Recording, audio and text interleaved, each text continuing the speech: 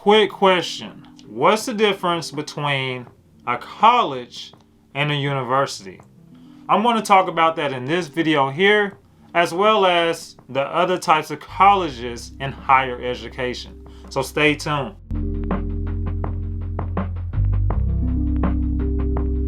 What's up, everybody? It's your favorite YouTube professor, Dr. J, coming to you again, and we're here today to talk about some more higher education. All right, so Dr. J, what are we talking about today? So today we're talking about universities and colleges. Okay, specifically, what's the difference between the two? I always get this question, and I'm just here to really help you guys out to make sure that we understand the difference here. Okay, so we're here today to talk about the difference between a university and a college. So a college is basically a place where they have programs, and in those programs, they're going to help you get to your degree. That's essentially it. That's what college is, okay? And typically at a college, though, they're only going to offer you a bachelor's level at the highest, and then typically associate's level, okay? Now, let's compare that to a university. So a university is much bigger. University, big word, right? So big word.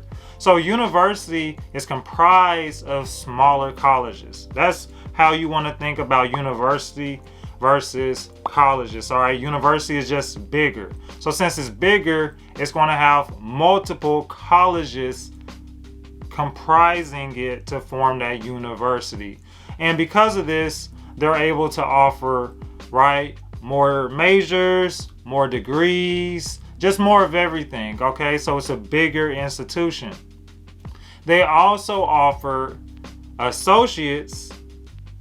They can also offer bachelors, but this is where they really differ, a university compared to a college. Not in all cases, but most of the times, because they're bigger institutions, is that universities can offer master degrees and doctorate degrees, okay? So they basically give you the highest degree that you can attain at a university, okay? So typically, that's the reason why you see those universities offering those degrees, and why you don't see colleges offer, you know, master or doctorate level type of degrees right in the back right there. Hey. But anywho, that's the main difference between a university and a college. Now, basically, we know a college is within a university. So let's talk about the types of colleges. So there's multiple types of colleges that we're going to consider. So the first thing we consider with colleges is basically, where do they get their money from? Okay, so where they getting their money from? Everybody has to get that money from somewhere. So we have basically three types. We have three types here. We have a public college. So public colleges basically get their money from your state or local governments. So all the money typically comes from those places, state, local governments, and then they have their board of regents, etc. Okay, so that's how they're getting their funding. That's the reason why, you know, that is where they get their money from. And because of this, this is another reason why students are able to get lower tuitions at those public colleges. Okay, so any type of state university that you know in your home state, that's probably a public college, all right, public university, because that's where they're getting their funding from, that local or state government. All right, so they do offer lower tuition. If you consider, I guess you consider what is low, okay? So just depends what you consider as low. Now, what's the difference between a private college? So that's the second type of college is private, okay? So in that, the main difference between a private college is that they get their funding from donations from either alumni or just private money that the college is fundraising for, okay? So basically no money from the government, it's all on them, okay? So that's the main difference between private and public. Now, because of this, typically private colleges, all right, this is good to know, they they have higher tuitions. That's on a grand scheme of things. If you look across the board, private colleges usually have a higher tuition than those public universities, and that's because of where they're getting their money from. So always know where these universities get their money from. So a for-profit college is basically entailed where a business offers degree programs for a degree, okay? So that's basically what it is. Businesses are giving out degrees out there, okay? A great example of this is Trump University, right? Trump University is a for-profit college. So be careful about for-profit colleges. Not saying that they're bad, but you got to be aware. But essentially, they do have higher tuitions than public universities, because it's a business, of course, right? They're trying to make money somehow. And in these businesses, you got to be aware, as far as with for-profit colleges, that sometimes those credits aren't able to be transferred. So as we saw with the whole incident with Trump University, we saw what happened with that.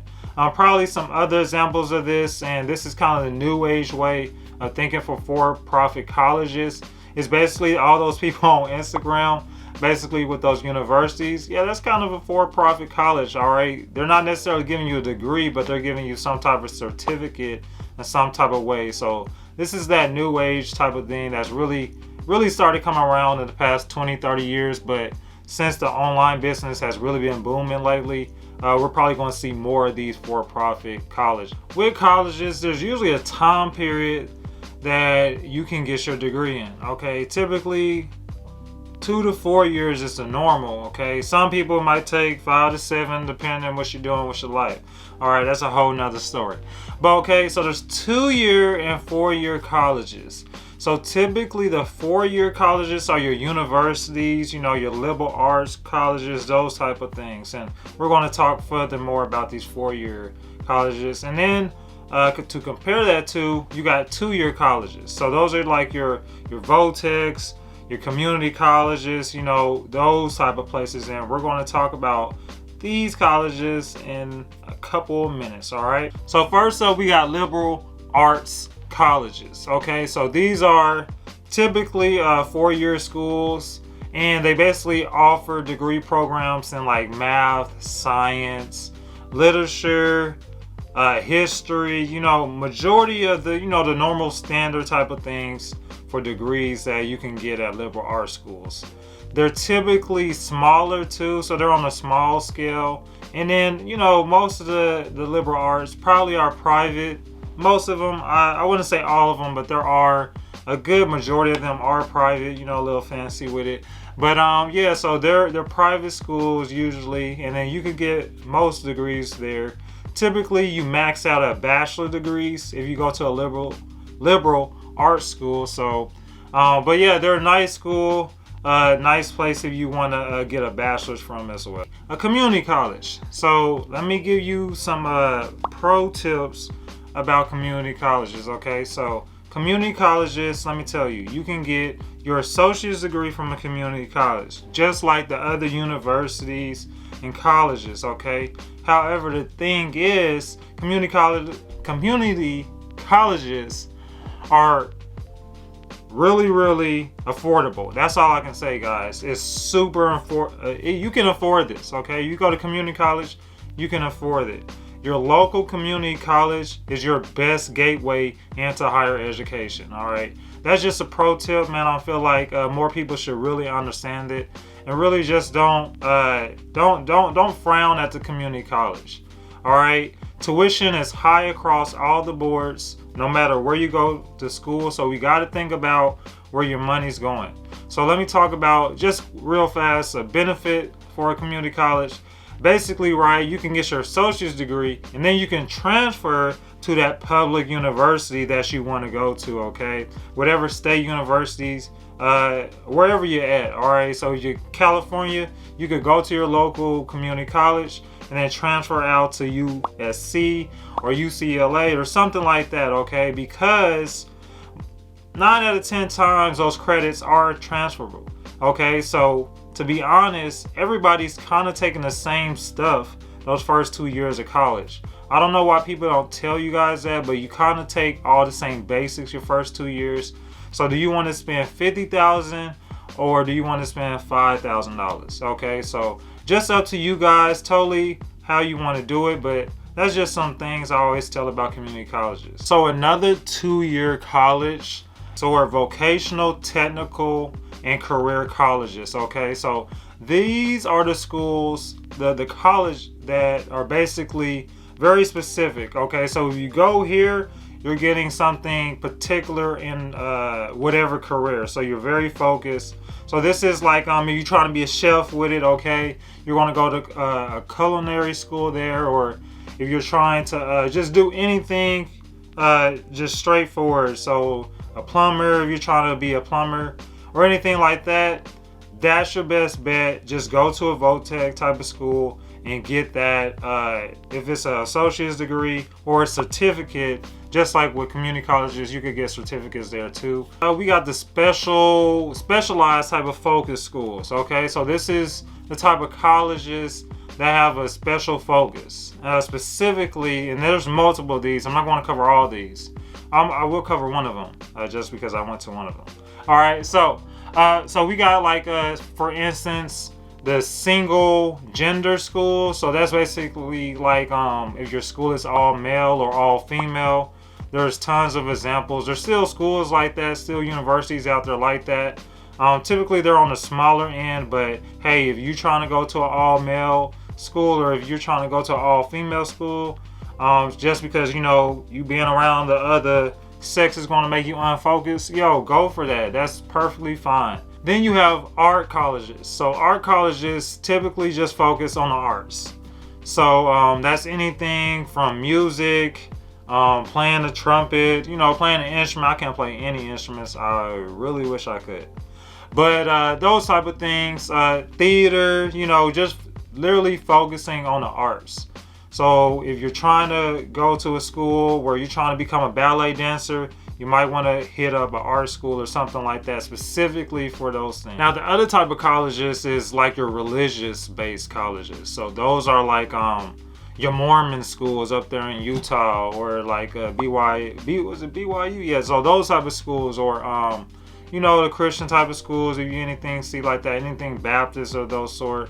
So those are religious based, with whatever religion it is kind of impelled in its mission and vision at that school. So certain schools are going to be different with how they impose it on you guys, just to let you know. So even if you're not, say, that religion, you could still go there, but just be aware of the different practices that you're going to have to be involved with on a daily notice. Okay, so just be aware of that. Do your homework and do your due diligence on that stuff, guys. You got HSI. So this is your Hispanic serving institutions.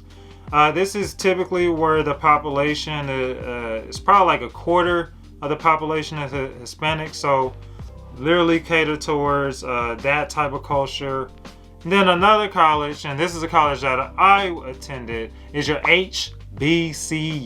Okay, so those are your historically black colleges and universities. Okay, so it can kind of be both in that case with the colleges, university, but their main focus is that they're really just trying to empower African Americans. All right, so if you are African American out there, I'm not telling you to go to a HBCU, but please consider a HBCU. Just me personally, I was a guy who wasn't trying to go to school, but me going to HBCU route basically led me to where I am today. So I have all my gratitude towards HBCUs. I love their mission and what they're trying to do. Okay, so don't be scared to reach out to HBCUs, especially. All right, they're great schools, great colleges. They offer the same things that the other universities offer, the same degree programs, all that, the whole jazz. All right, so basically they're empowering African Americans. The population at HBCUs typically are African Americans, I'm not gonna lie. So it is majority African Americans. That's what it is. If you don't want that, if you don't want that environment, right, if you do your homework, that's perfectly okay. But just be aware that you understand what a HBCU and HSI is, okay? I literally had somebody come up my first year at my HBCU. This person got to school, was like, yo, there's a lot of black people out here. I'm like, duh, it's a HBCU. They was like, what's a HBCU? Then I had to explain what a HBCU is to them. And it's crazy that you could go to a school and not do your homework. So guys, please do your homework. Do your homework. Can't say that enough. If you are trying to figure out which school to go to, make sure that you check out my video with the scary process. Basically, a question guide to really break down what school you should consider and what school is going to be best for you. Make sure to check that video out.